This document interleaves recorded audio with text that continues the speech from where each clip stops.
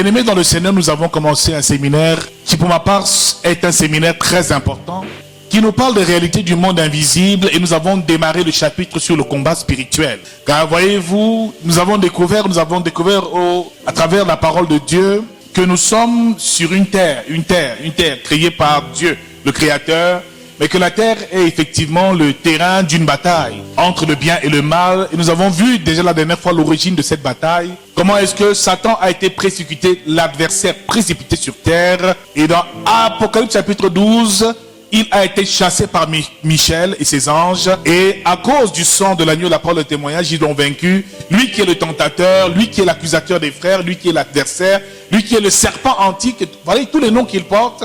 Il fut donc précipité sur terre et là, le ciel était dans la joie. Il dit, heureux, habitants du ciel, et malheur à vous, peuple de la terre, car le diable est venu vers vous avec animé d'une grande colère, sachant qu'il aura une courte période de vie. Alléluia. Ce qui veut dire, bien aimé dans le Seigneur, que la terre où nous vivons est le terrain d'une bataille. Dis-le avec moi, le terrain d'une bataille. Alors, ce qui veut dire qu'il y a des forces qui s'affrontent. Alors, on ne peut pas vivre sur terre sans prendre conscience de cette réalité du monde invisible qui nous fait comprendre que nous sommes sur le chemin et sur le territoire d'une bataille. Alors, nous serons soit dans un camp ou dans un autre. Et même si tu ne choisis pas naturellement, tu seras dans un camp, que tu le veuilles ou non. Alléluia. La bataille, elle est là, elle est réelle, elle est une véritable réalité. Et le problème, c'est que nous nous battons et nous nous combattons contre un adversaire invisible. La même Bible nous dit que nous n'avons pas lutter contre la chair, le sang, mais contre les esprits méchants. Ce qui veut dire que notre adversaire est invisible. C'est une entité spirituelle qui est descendue. Et laissez-moi vous dire qu'il est descendu avec les 1/3 des anges du royaume céleste et ils sont venus habiter la terre. Mon frère, quelqu'un qui a dérangé au ciel comme celui-là, quelqu'un qui a voulu prendre la place de Dieu, il faut se méfier. Alléluia. Il ne faut pas mener le combat n'importe comment. Comment peux-tu combattre un adversaire que tu ne vois pas? Et voilà le problème des chrétiens, c'est que nous combattons ce que nous ne voyons pas. Nous avons souvent la prétention qu'au travers, oui, Jésus m'a délivré, m'a sauvé. Jésus nous a sauvés de la mort, oui, et nous a rachetés par son sang. Nous sommes dans la vie éternelle, oui, ressuscités et sauvés, mais sur terre, il y a une bataille qui se livre. Nous devons posséder la terre où nous vivons. Car il dit, allez et faites de toutes les nations des disciples. Ce qui veut dire qu'il a donné aux apôtres, aux disciples, aux chrétiens, un plan de domination. Et la même Bible nous dit aussi que ton règne se fasse sur terre comme dans les cieux. Car le règne de Dieu ne s'effectue pas sur terre. Donc Dieu veut que le chrétien soit la lumière qui éclaire, domine, assujettit. Ce qui veut dire, c'est remplir la terre de la connaissance de Dieu au nom de Jésus-Christ. C'est pouvoir naturellement imposer la lumière dans un monde ténébreux où Satan est le prince de ce monde. Bien-aimé dans le Seigneur, on ne néglige pas une entité comme celle-là. C'est une entité subtile, nous l'avons dit. Il ne se présentera jamais avec ses cornes devant toi pour te faire peur et t'effrayer. Il passera par le talon, nous l'avons dit ici. Genèse chapitre 3, verset 15 nous dit encore qu'il mordra la postérité de la femme au talon, mais lui, il écrasera son pied. Ce qui veut dire que Dieu, depuis la fondation, a mis l'inimitié entre la femme et le serpent, mais aussi a mis l'inimitié entre la postérité de la femme et le serpent qui écrasera sa tête. Alléluia. Donc depuis la guerre est déclarée, Dieu a dit qu'on ne s'entendra jamais. Moi, je ne m'entendrai jamais avec le diable. Il y a une rivalité, il y a, comme on peut dire, une inimitié entre nous. C'est inné, c'est depuis la Genèse que Dieu en a décidé ainsi. Alors bien-aimé, tu ne peux pas vivre comme si de rien n'était. Et le problème se trouve à ce niveau, c'est que les chrétiens ne réalisent pas qu'on ne combat pas un ennemi qu'on ne connaît pas. Car dans toute bataille, il faut, numéro 1, avoir une idée de qui est ton adversaire. Connaître ses subtilités, connaître ses techniques de combat, savoir comment il agit afin de mener la bataille, une bataille efficace. Tu ne peux non plus entrer en guerre sans avoir une stratégie de guerre confort. Tu ne peux non plus aller en bataille sans avoir les armes. Avec quoi vas-tu combattre? Bien-aimé dans le Seigneur, le problème c'est souvent notre ignorance parce que nous n'allons pas souvent en profondeur. Que Dieu nous fasse grâce, que l'on sache comment résister au diable et savoir comment mener une bataille efficace.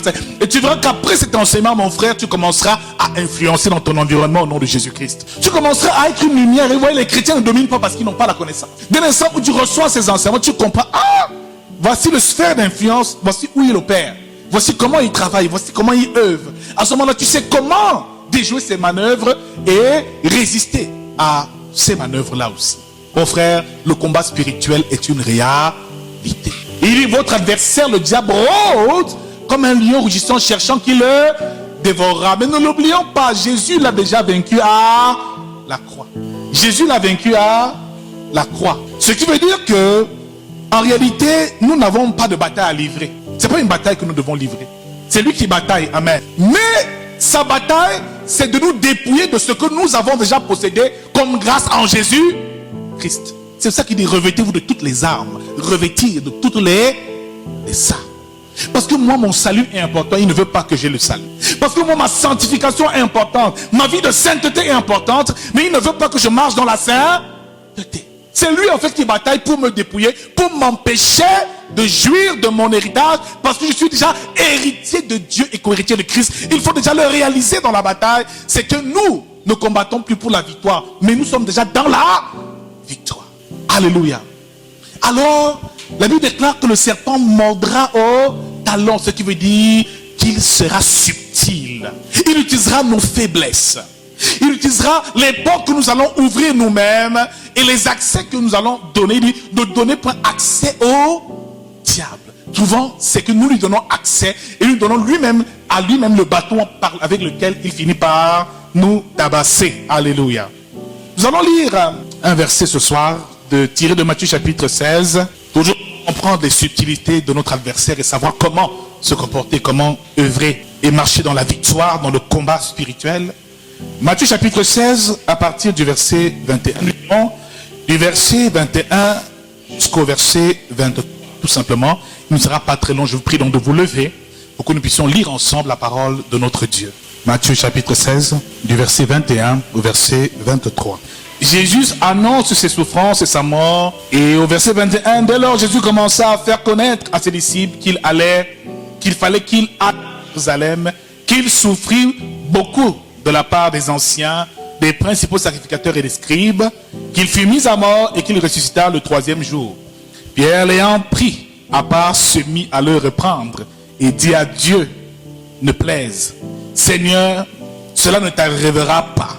Mais Jésus se retournant dit à Pierre, arrière de moi, Satan, tu mets en scandale, car tes pensées ne sont pas les pensées de Dieu, mais celles des hommes. Bien-aimés dans le Seigneur, ce texte est fort. Dis avec moi, il est très fort ce texte. Alors Jésus, voyez-vous, après avoir passé une nuit de méditation et de prière, se leva un matin et ordonna 12 disciples, 12 apôtres qu'il ordonna.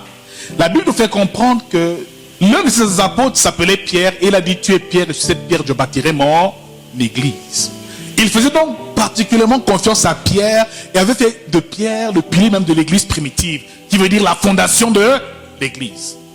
Alors Jésus, sentant déjà sa mort prochaine, dit par là, déclara effectivement aux disciples l'ordre de mission qui porte et dit, voici les temps déjà que je sois livré entre les mains des sacrificateurs et des scribes, que je meure, que je ressuscite. Pierre, qu'est-ce qu'il fait?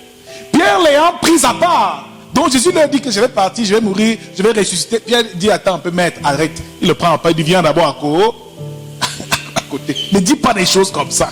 Amen. Ne dis pas des choses comme ça. Pierre l'ayant pris à part, se mit à reprendre et dit à Dieu ne plaise, Seigneur, cela ne t'arrivera pas. Ce qui veut dire que Pierre a dit, vraiment, moi je déclare que cela ne t'arrivera pas. Que ça plaise à Dieu ou pas, tu ne mourras pas. Bien-aimé dans le Seigneur, Jésus reprend la parole. Jésus se retourne et dit à Pierre, arrière de moi. Arrière de moi qui? Ce qui veut dire que Satan était où? Était là. Satan était là. N'est-ce pas le même Jésus qui a dit, je vous ai ordonné tous vous les 12, mais l'un d'entre vous est un démon. Alléluia. Ça veut dire que le diable faisait aussi pleinement partie de la mission de Jésus. Il n'était même pas loin, il rôdait à côté de Jésus et infiltrait même souvent les disciples de Jésus. Comprenez bien sa subtilité. Nous avons dit qu'il se déguise souvent en ange de lumière, ce qui veut dire qu'il est parfois le serpent. Il est parfois le vieil ennemi de la terre. Il est parfois le dragon. Il est parfois... C'est-à-dire, il prend des formes multiples, les formes qu'il désire et qu'il souhaite pour accomplir ce qu'il désire, mon frère. Tu ne le verras jamais avec tes yeux. Bien-aimé, il s'incarnera, il prendra la forme qu'il désira afin d'accomplir ce qu'il souhaite accomplir, sa tentation. Jésus le savait. Il savait discerner la voix de Dieu ou la voix de l'esprit et la voix du diable. Il savait faire la différence entre une parole qui venait du cœur de l'homme et une parole qui venait de Dieu. Car lorsque Pierre a dit à Jésus, oui, tu es le Fils de Dieu, il dit, ce n'est pas la chair, le sang qui t'a révélé cela, mais c'est mon Père qui est là-haut dans les cieux. Mon frère, il y a parfois des paroles, quand tu les écoutes, cela ne vient pas de Dieu, mais du diable. Alléluia. Il est donc important de comprendre son domaine d'influence. Comprendre comment il agit dans l'environnement. Alléluia. Car c'est un esprit qu'on ne peut pas tuer. Un esprit, on ne le tue pas. Et quand il rôde comme un lion rugissant, cherchant qui dévorera. Ce qui veut dire que même si tu vis dans la sainteté tous les jours de ta vie, il rôde, il t'étudie, il est patient et il attend la faille et l'occasion pour te faire. C'est pour ça que Jésus dit veillez et priez sans cesse. Mais non une vie de prière sans cesse. Soyons permanemment vigilants, car nous avons affaire à un adversaire subtil qu'on ne voit pas, qui est dans l'air qu'on respire, qui est dans l'eau avec laquelle on se lave, qui prend toutes les formes possibles. Mon frère, toutes les formes possibles. Il était en Judas, car il a utilisé la porte, nous avons dit, de la convoitise. Judas aimait l'argent. Par cet amour-là et par cette mauvaise disposition du cœur, il s'est infiltré en Judas. Bien aimé, quand Judas a pris conscience, parce qu'après que Judas ait livré le Seigneur, il s'est ouvert, il a réalisé par la suite, qu'est-ce que j'ai? Donc en réalité, ce n'était pas Judas qui était en train de livrer Jésus. Ce n'était pas Judas. Quand Ève et Adam ont fini de manger le fruit, leurs yeux se sont ouverts, ils ont réalisé que waouh, la honte est venue. C'est le même mécanisme. Il te pousse, il s'infiltre en toi. Dès l'instant où tu as commis le mal, il s'éloigne et tu retrouves ta lucidité. Mon frère, prenons conscience de cet état des choses. Notre adversaire est subtil. Et Jésus le savait. Jésus savait voir en une personne la présence de Dieu ou la présence même de l'adversaire de Dieu, car il y a des portes par lesquelles il passe pour s'infiltrer. Alléluia, alléluia. Bien-aimé dans le Seigneur, Acte chapitre 5 au verset 3. Pierre répond et parle à Ananias. Pourquoi le diable a-t-il envahi ton cœur au point où tu caches des choses à l'esprit de Dieu? C'est à ce moment-là qu'il a été frappé et il est mort. Ananias voulait flouter, tromper l'esprit de Dieu. Alléluia. Mais il a dit, pourquoi le diable a-t-il envahi ton cœur? Donc il peut envahir ton cœur. Il peut envahir tes pensées. Il peut même posséder ton corps si des portes sont ouvertes. Alléluia. Premier champ d'influence, l'esprit. Il s'infiltre dans l'esprit des hommes au travers de leurs pensées. Il souffle dans ta pensée des intentions. Il n'a pas forcé Ève à manger le fruit.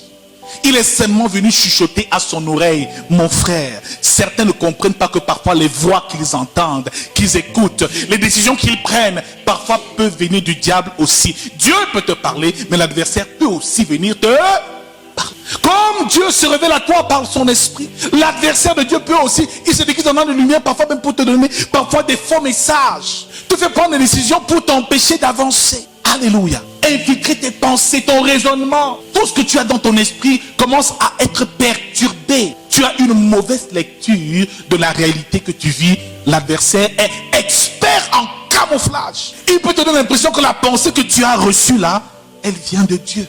Mon frère, c'est pour ça qu'il faut purifier sa pensée, sanctifier son esprit chaque jour. Alléluia. Chaque jour. Chaque jour. Une autre porte, l'âme, le cœur. Car il a envahi aussi parfois le cœur. Il peut envahir l'esprit d'une personne, mais il peut aussi envahir le cœur. Quand tu n'as pas un cœur pur, la Bible dit, veille sur ton cœur plus que toute autre chose. Frère, des hommes qui n'ont pas des cœurs purs, des cœurs d'enfants, des cœurs qui savent aimer. Mais si tu as le cœur rempli de mauvaises émotions, d'orgueil, de jalousie, de méchanceté, de haine, de jugement, tu es une porte ouverte. C'est une porte qui s'ouvrira pour que l'adversaire entre, passe et accomplisse ce qu'il veut accomplir avec toi. Mon frère, il y a des personnes qui peuvent arriver vers toi, te poser un problème, mais ce n'est pas lui qui pose le problème, c'est le diable qui l'a déjà infiltré. Pardon, viens me prêter de l'argent, c'est le diable qui l'a déjà infiltré. Pardon, aide-moi un peu à payer la scolarité de mon enfant. C'est le diable qui, en le faisant, quelque chose va se passer. Mon frère, il faut avoir un bon discernement. J'ai une de mes filles ici, elle est ici à l'église, elle a eu un coup une fois, dans un taxi où des charlatans se sont mis à lui raconter des fables dans le taxi. Elle s'est retrouvée inoptisée. Elle appelait tout le monde en désordre. Pardon, prêtez-moi. Elle a pris des dettes dans la cotisation.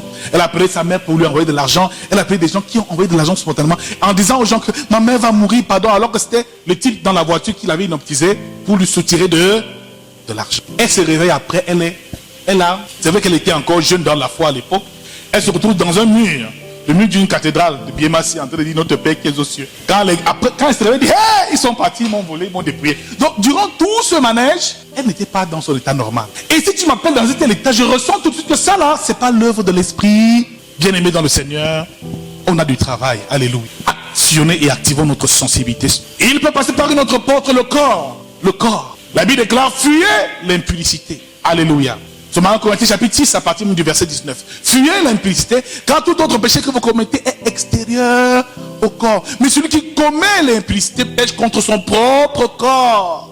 Mon frère, tous les autres péchés, il dit résister, mais quand il s'agit de l'impudicité, il dit fuyez. Fuyez les adultères, fuyez la fornication, fuyez tout ce qui souille le corps, qui est le temple du Saint-Esprit. Parce que le corps est aussi une porte d'accès par laquelle les démons, les esprits impurs peuvent passer. Faisons attention, notre adversaire est subtil. On passe le temps à boire dans les bars. Certaines personnes, je le dis, à avoir des relations multiples. On dit on aime, on est amoureuse, on sort avec les petits copains, les petits amis. Tu sais ce qu'elle a dans son corps, cette petite amie-là?